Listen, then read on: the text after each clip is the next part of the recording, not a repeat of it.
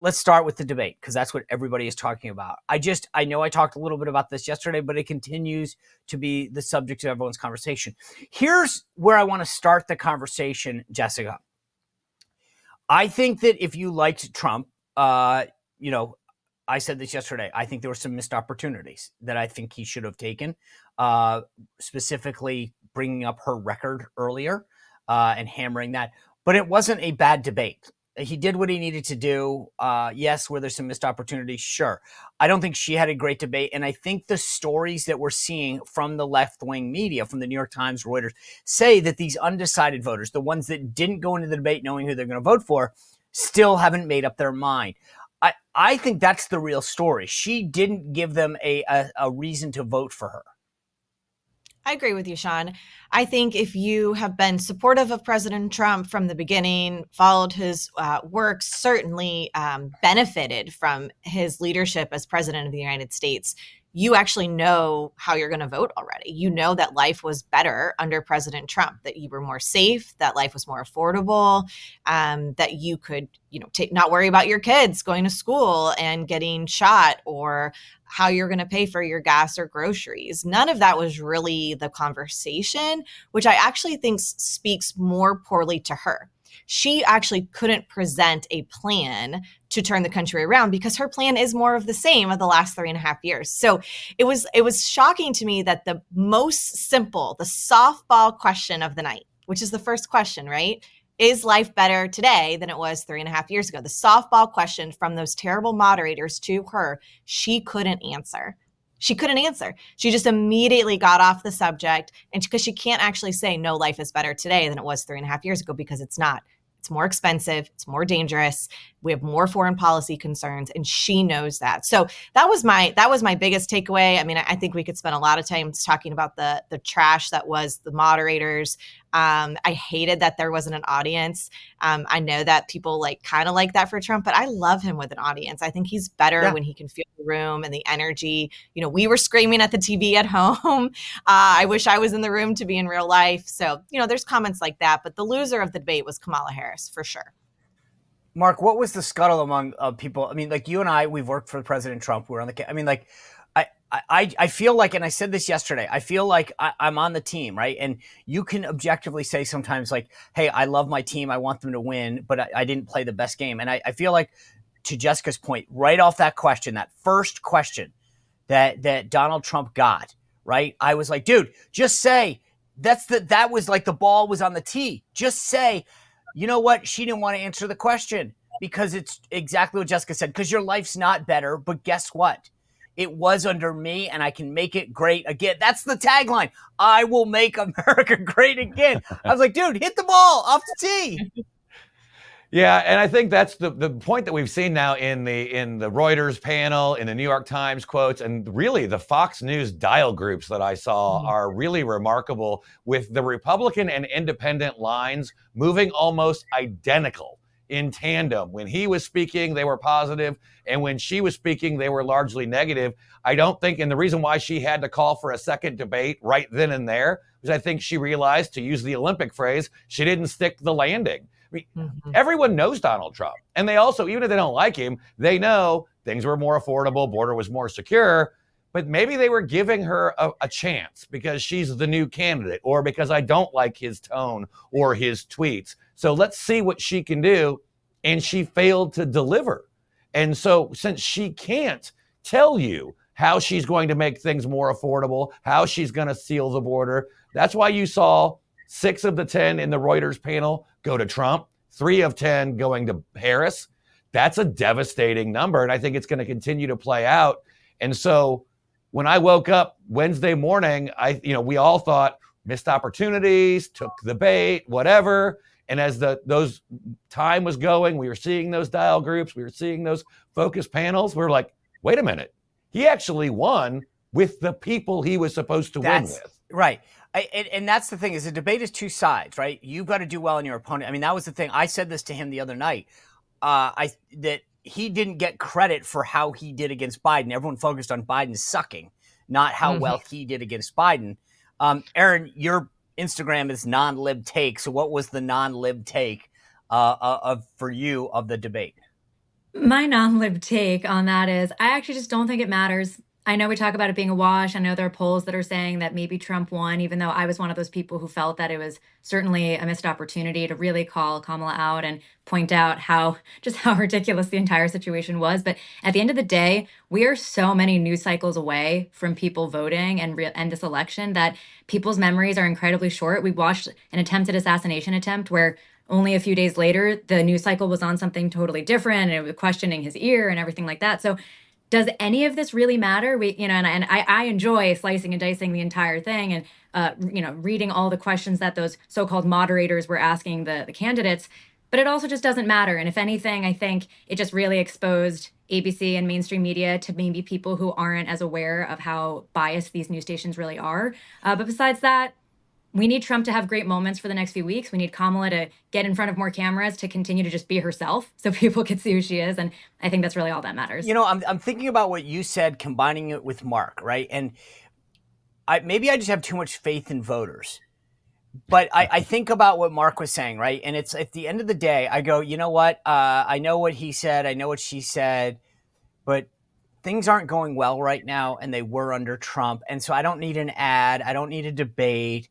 I know instinctively in my gut that my life was better. We were safer. And I know what the media is trying to tell me, but I'm not an idiot. And I know, and I think that there's a degree of faith I have in in Americans right now to be like, I know what the advertising says, but I'm going to stick with the product that I think was best for me and my family. And I think, Jessica, you guys are out there doing a lot of stuff in these battleground states. Is that what there's a disconnect, I think, who they're blaming, because I don't see it through the public polling that they're blaming the Senate candidates as much as they are the White House. Yeah, I think with Trump too, there's always been a difference between style and substance. Like, this is not new for us. And I think the Senate candidates actually realize that. I do think the debate though matters in the context of these lower battle races, because look, early voting starts in some parts of Pennsylvania on Monday. So this is not like we have the ability to sit on our hands like we may have been able to put all of our apples around election day in years past. Early voting starts Monday in Pennsylvania, which is a battleground state for both the president and for our Senate GOP majority hopefuls. So I think we need to be prepared that voters are going to start making decisions before and if there is even a second debate, and certainly before the Senate debates are in full steam. So our election laws are messed up, but we've got to, I think, utilize the rules as they exist now, and we can't just like let them fly by, but we have to turn out voters. What was interesting to me though, Sean, is you talk about the type of voter that tunes into a debate like that, and it's not the voters that Trump and the Senate candidates actually need to turn out. So the low propensity voter, the voter that has voted only one or two of the last four cycles, they're not watching a debate. They're answering the door. They're talking to folks in their community. They may see a text. They've turned their televisions on mute, but they're really more akin to, is their life better than it was today, than it was 3.5 years ago? Is my life more affordable? Is it more safe? They're thinking about cost of living. They're thinking about the border, and they're talking to their friends and family in their community. That's how they're making their decisions. And that's what I think the movement on the right has gotten better at this cycle of putting our people to, organize these communities, reach out to these low propensity voters, give them confidence in their vote, because they don't tune into a debate. They throw the mail piece away. They put their television on mute. You have to really talk to them at the door or in their community already to convince them that it's okay to show up and vote for President Trump, vote for the Senate hopefuls. So that's what I think we're going to start seeing in the next 7 weeks. And I think the opening. So are you saying that the ground game is that is going to be the critical make or break, right? Is that what you want the takeaway to be? My biggest takeaway for this election since January has been this race is going to be won top to bottom on low propensity voters. You look at the margins in the Nevada Senate last time. You look at the margins in the Montana Senate last time. You look at the margins, by the way, in Pennsylvania Senate last cycle. You've got low propensity voters that don't turn out. They only care about substance. They only care about the issues. They are the target audience to get to turn out. And by the way, Sean, they're already registered Republicans. So we don't have to go register them. They're registered. They're just sitting dormant on our lists, and they don't get the normal outreach because they're not on Twitter or, X. They're not on Truth Social. They're not on Instagram. You have to go to their door and talk to them. That's going to be the difference maker this cycle. You guys, you brought up the second potential second debate. Philippe Reynes, who played Trump for both Hillary and Kamala, by the way, said that Trump can't help himself. He'll want a second debate. So let me just kind of go around real quick. Mark, will there be a second debate? No, I don't think there will be. I don't think Trump needs it. I think she desperately needs it. He knows he won that. Why open yourself up to mistakes? He can hold as many town halls as he wants. He'll get the same fix, probably a better one, because it will have a studio or an audience. I don't think there's any reason to do it. Arynne? I agree with that. I don't think he would do it. Although to that point on the audience, I mean, that was obviously what ABC did on purpose by having him in a vacuum, not having an audience, because Trump, to Jessica's point about connecting with people and it being about really the feelings and tapping into that more than the facts, that's what Donald Trump is so gifted at. And that was obviously taken away from him this week. And I did just want to make a point on that, which is, we love that phrase, Ben Shapiro's famous phrase, facts don't care about your feelings. I think this election cycle is really about how feelings don't care about the facts. So either you already love Trump or you hate him, and you kind of feel that way already. And it's really about mobilizing that base that's really sitting dormant. And I actually think that's probably what Trump did in the debate. I think he was not trying to go after that small percentage of people, trying to convince them over to his side. He was really rallying up the people who just need to get up from home and make sure they vote. Jessica, what do you think? Is there going to be another debate? I think if Harris continues to avoid the media, does not sit down for another interview, does not have a one-on-one interview, I actually think Trump is going to force her to the debate stage again, because she is allowed to just hide in a way that we haven't seen, I think, before, even with Biden in the basement, right? Even with all of that, Kamala is allowed to get away with her flip-flopping on issues, her lack of consistency, her lack of a policy agenda. She doesn't answer questions. And I think Trump is going to want to continue to pull that out. So I think it's actually a toss-up if he does it again, but he's going to do it not for his benefit. He knows where he's at with his voters. He's going to do it to try to smoke her out. Yeah, there's a lot of talk that if this happens, it's going to happen on NBC. He was asked yesterday, he mentioned Fox, he mentioned NBC. I mean, I'm just going to say this from the jump. She's been hiding, as Jessica pointed out. She's not going to suddenly come out of hiding from talking to anybody and go on Fox News. It's not going to happen. I think John, if it happens on your show. Yeah, well, it's funny. I wanted to play this clip, but I thought it was a little. But when he did the interview on Fox News yesterday, Fox and Friends, and he says, they go, well, we sent a letter to both campaigns about these dates. Brett and Martha. He goes, I don't want Martha and Brett. He goes, I love Sean. I thought, well, hey, this is him endorsing this show. I'll take it. I think there's another guy named Sean that's on Fox. I don't know. I'm having my team look into this, but I think he was talking about this show. I don't know. I'll reach out to Kamala's team and see if she's interested, because we could definitely put this on very easily. But this gets back to like kind of what you guys are talking about. When it was Biden, I get it. Trump was like, anytime, anywhere, all good. This guy's, I can run circles around him. I think that was smart. And the tactics smoked him out. But with Kamala, you're back to a normal candidate. And I think that Trump has to be careful this time, because Aaron's right. He plays better in an audience. They want the mics on. My view is negotiate, trade. Say, fine, we'll give you the mics on, but you have to have an audience. Like, don't you think that like this, if I were Trump going back to this, I'd say, fine, let's negotiate a bunch of the stuff, but I get my audience if you want your mics. I'd also like to see it be done as a town hall if he has to do it, because I mean, she knows she's going to. Do you really think she'd agree to a town hall, Mark? Well, I mean, but it's better for the viewers. And I also think that's the scary part, because she knows David Muir and Lindsay aren't going to press her. They're going to run cover for her. But if you actually have unscripted questions coming from an audience, the cackle will probably come out if she gets nervous. Oh, no. There is no way. None. Can we just all agree on this? There is none. She is. I thought you meant like the town hall, like I don't know what I thought, to be blunt. But I'm thinking, I now realize you're talking about her taking questions from actual people. Like a town hall debate. No way. I think if I cackled, that would give me a good cackle. That is so ridiculous. She can't do a basic interview, and you think she's going to do a town hall? They haven't even staged that. They haven't even done that with actors, like a fake question, quick on the sidewalk. She hasn't even done that. But that's where Trump gets his confidence, right? Wawa, Arynne. They had to tape it twice to be like, all right, Doug, you give me the Doritos. Now, Tim, you give me the Doritos. Exactly. Who gave me the Doritos better? You think that she could actually interact with real people? No. And Trump excels at it, so he should demand it if there's going to be another one. Yeah, I mean, well, I think that see, the thing that where I'm actually shocked that Trump's team hasn't is, instead of playing the game, I would sort of say, okay, here's what we agree to, and start negotiating on his terms. He keeps ending up on the backside. And I get why he did it with Biden, as I said. But with her, call her bluff and go, all right, we want another debate. It needs to be on Fox on these dates. Here's what we should have: an audience. We should do this. It should be town hall tomorrow. And make her start to claw it back and say, I won't do the following.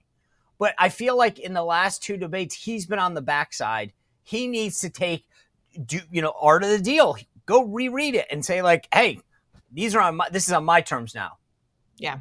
Well, look, Sean, I think the campaign knows those changes need to happen, and they're going to get more aggressive.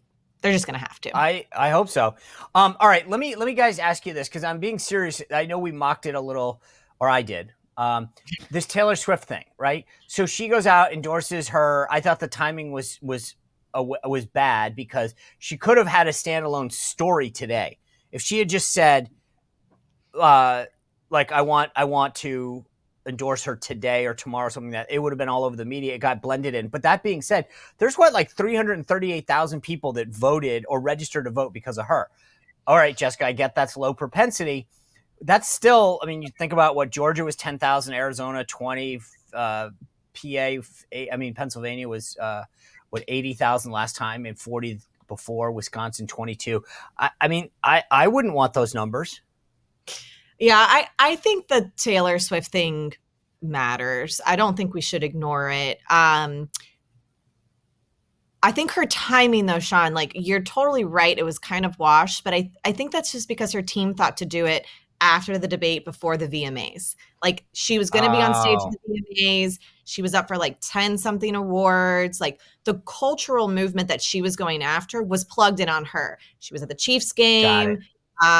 She was at some concert over the weekend. Like, she's been in that kind of like Gen Z cultural moment right now, these 10 days. So I think, okay, subtext to what Jessica's saying is Sean goes to bed way too early and is not hip. That's what I'm hearing.